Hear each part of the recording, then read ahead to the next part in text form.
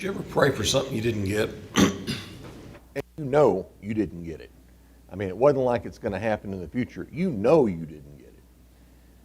Like in 2010 when I ran for judge, my prayer wasn't, let me win. It was, put me where you want me, but I want to be judge. And after the election, I didn't get what I wanted. But in this congregation recently, it's dawned on me that we have probably all prayed for something we didn't get in the nature perhaps of healing. Phil Robertson mentioned that we've taken some tough blows over the last 8-9 months, and that's a fact. I look around the room and I don't see a lot of the faces that a year ago this time were here. I did this sermon here about 4 years ago, and I thought it might be time for us to look at it again. Mary and I, in 2018, went to see the band Mercy Me in Tulsa. And I'm not a big fan. I mean, I like them. I can name 2 of their songs, this one and I Can Only Imagine, and other than that, I can't name another one. But I love the show. When he got to this point in the show, the lead singer did a monologue, and I'm not going to try to completely replicate it. You can find it on YouTube if you want, but the gist of it was he had a daughter who at that time was probably 16 or so, and she had juvenile diabetes, had had it since she was around 3, and they'd had to give her the shots and all the treatments and things. And he bumped into a woman he went to church with, maybe at a grocery store or something, and they were talking about it. She said, well, I'm going to pray about that. And the guy said, I wish that occurred to me at some point. And he said, I didn't snap back at her. He said, we've been praying about that ever since the day of the diagnosis. And it still remains. The condition still remained. And he got to thinking about it, and he came up with the idea that he was going to serve God even if he didn't get what he had prayed for there. And he mentioned, or he said what the inspiration for the song was Shadrach, Meshach, and Abednego, who, when they were going to be placed in the fire for not worshiping the way the Babylonian emperor wanted them to do, they said, if it be so, the God whom we serve is able to deliver us from the furnace of blazing fire, and he will deliver us out of your hand, O king. But even if he does not, let it be known to you, O king, that we are not going to serve your gods or worship the golden image that you set up.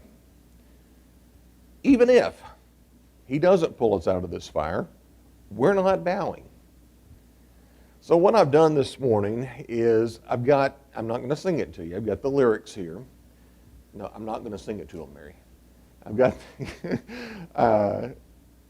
the lyrics, and we're going to just look at them real quick to see how we might draw some parallels in our own life, and then I'm going to turn it back to the Bible. But let's just start. He says, they say sometimes you win, sometimes you lose. Right now I'm losing bad. And I think it's important that we understand that in our lives, every day is not going to be great. He says sometimes you win. We are going to have some good days. We need to recognize them when they come, and we need to be thankful for them when they come. But there's some days that we're going to feel like we're losing. We need to recognize it. Don't lose our faith. That's the theme through all this.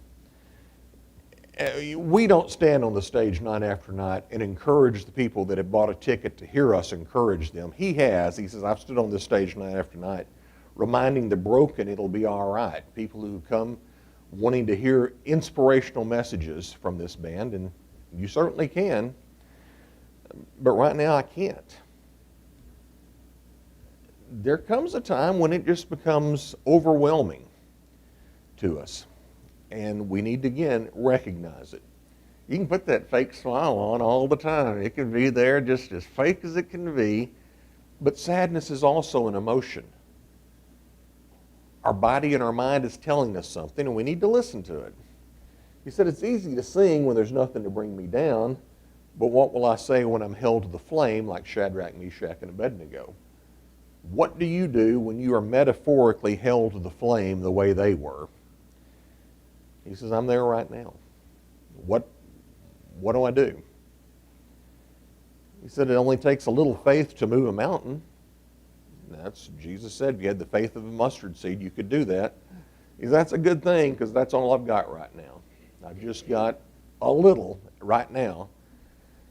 But God, when you choose to leave mountains unmovable, or when you choose to allow a situation that we're praying about to continue, even though we have prayed about it, give me the strength to be able to sing it as well with my soul. We need to be able, in all circumstances, as difficult as they may be, to say, it is well with my soul. And then he gets to the chorus, I know you're able, and I know you can save through the fire with this mighty hand. And what he was saying is, I know that if God wanted to cure my daughter of her diabetes, all he'd have to do is cure my daughter of her diabetes. That's all it would take. But he says, I know you're able. I know you can. But even if you don't, my hope is with you alone. I know the sorrow, I know the hurt would all go away if you just said the word. And how many times in this last year have we wanted him to say the word, and he didn't? But even if you don't, my hope is with you alone. So that got me thinking. We know about Shadrach, Meshach, and Abednego, but what about some other biblical characters that faced a similar test of their faith, or they were in danger of some sort, and they held firm? And I've got 7. The first time I did this, I had 6, and when it was over, someone mentioned the 7th one to me, and it's now in here today. So there's examples of those that could have said, even if you don't. I don't have all the verses up here. I've just got the chapters. Anyone that wants to go look at it in more detail later can. But the first one is, I stayed with the Daniel chapter, because not only did Shadrach, Meshach, and Abednego go through it with fire, Daniel went through it with lions. You'll remember that the king had again passed a decree, different king, this was the Persian king, passed a decree. And the Persians had this weird thing that once a law was passed, it couldn't be undone. Think about that in terms of Roe versus Wade or something like that.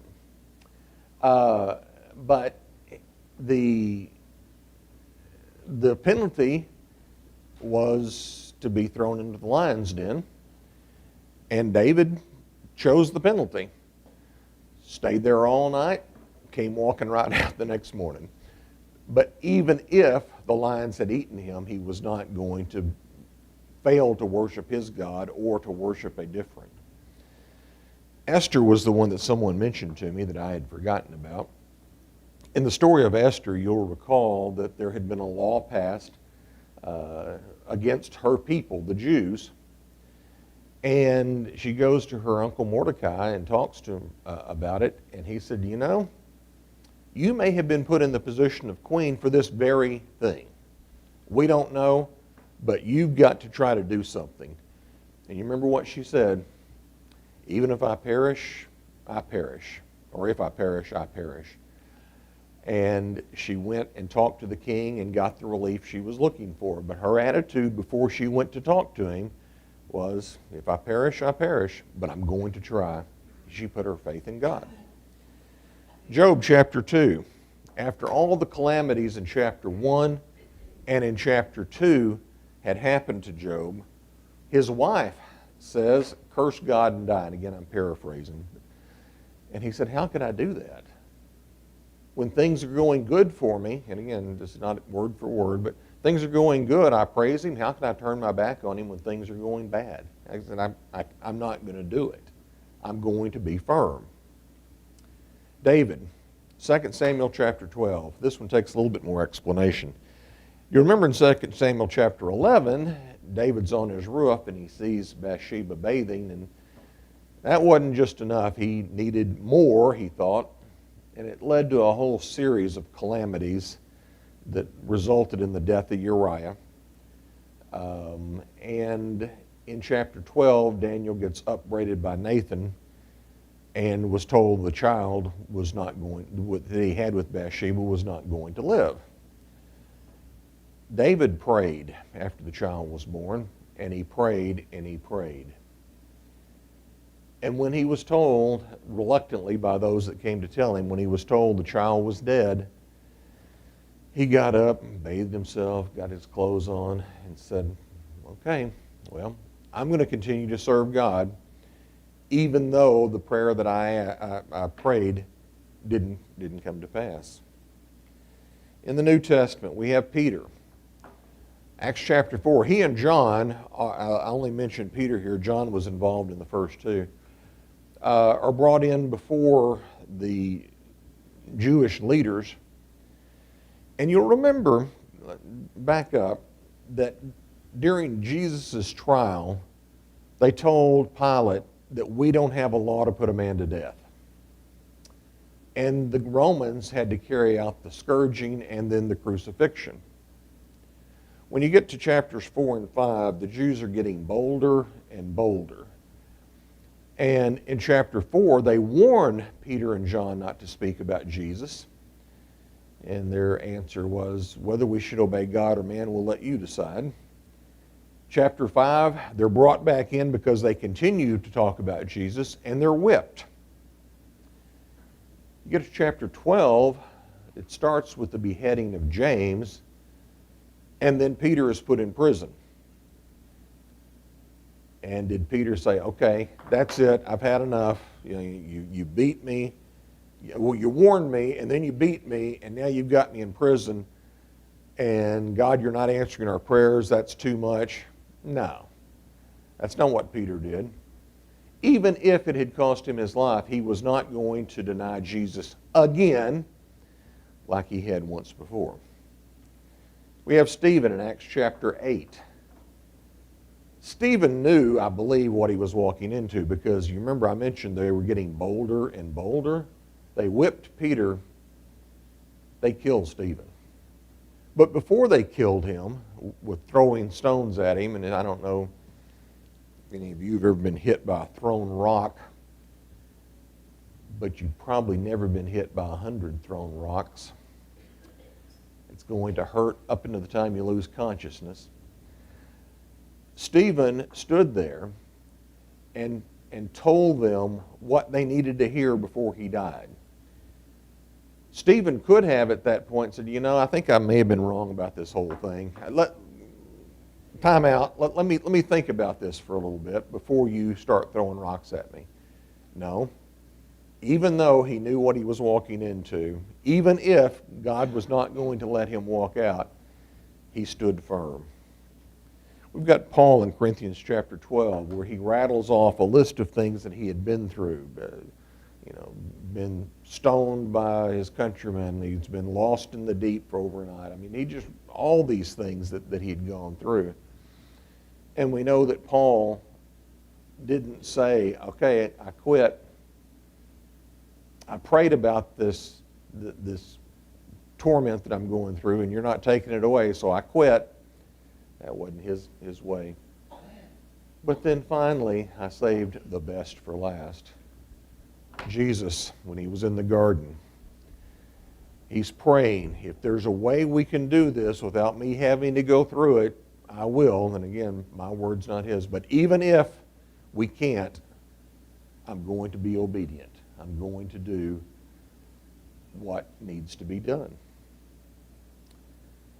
So, we've got examples. I said 7. There's 8 there, isn't there? There's 8 examples from the Bible of people that were in trials that had the opportunity to say, I quit. I'm not getting what I want out of this. This religion stuff for the Old Testament people, for the 3 or 4 from the New Testament, this Christianity just isn't what I thought it was going to be. That could have said, I quit. And they didn't. And we today need to remember, even if our prayers are not answered the way we want them to, and getting personal for a moment, I know in this congregation that there have been hundreds, maybe thousands of prayers offered for my son.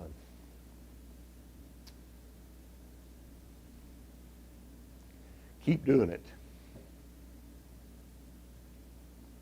So, thoughts, questions, comments?